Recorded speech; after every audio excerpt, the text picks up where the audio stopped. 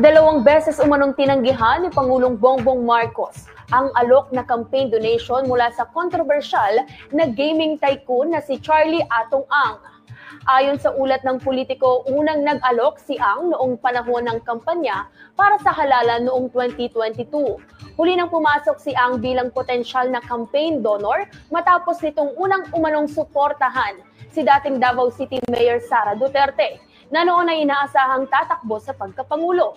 Nang kalaunan ay si Duterte ang naging running mate ni Marcos at sabay silang nanalo sa eleksyon sa pamamagitan ng landslide victory. Noong 2024, muli umanong nagtangkang mag-alok si Ang sa pagkakataong ito para suportahan ang alyansa para sa bagong Pilipinas, isang senatorial slate na suportado ni Pangulong Marcos. Pero gaya noong una, tinanggihan rin umano ang alok. Wala pa namang pahayag si Pangulong Marcos para linawin ang nasabing issue.